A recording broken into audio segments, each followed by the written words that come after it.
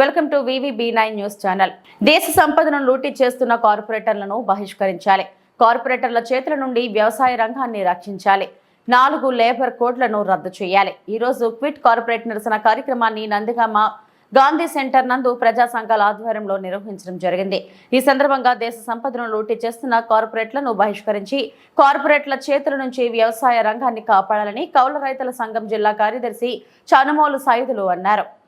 CITU జిల్లా కార్యదర్శి K. Gopal మాట్లాడుతూ నరేంద్ర మోడీ ప్రధానిగా కేంద్రంలో బీజేపీ ప్రభుత్వం ఏర్పడినప్పటి నుండి ప్రభుత్వ రంగాన్ని అడ్డగోలుగా కార్పొరేటర్లకు కట్టుబెడుతుందని అన్నారు.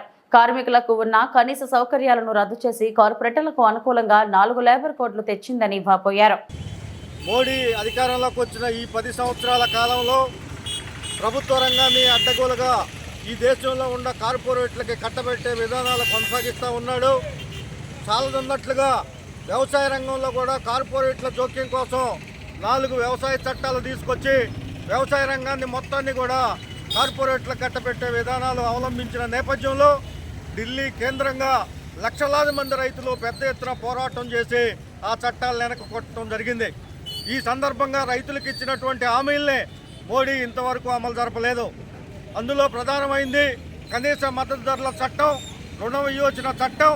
చనిపోయినటువంటి 720 మంది ఈ ఉద్యమంలో చనిపోతే వాళ్ళందరూ కూడా నష్టపరిహారం ఇస్తానని చెప్పి ఇవ్వనటువంటి పరిస్థితి. రైతుల మీద పెట్టినటువంటి కేసుల్ని ఎత్తివేస్తానని చెప్పిన హామీని కూడా ఈ రోజున మోడీ తుంగలో తొక్కాడు. అంతేకాదన్నట్లుగా 4 లేబర్ కోడ్లు తీసుకొచ్చి మొత్తం కార్మిక వర్గాన్ని, కార్మికుల యొక్క శ్రమని కార్పొరేట్లకి కట్టబెట్టే విధానాలు కూడా కొనసాగిస్తూ ఉన్నాడు. కాబట్టి 4 లేబర్ కోడ్లను కూడా రద్దు చేయమని చెప్పి ఈ సందర్భంగా మేము ప్రభుత్వాన్ని డిమాండ్ చేస్తూ ఉన్నాం.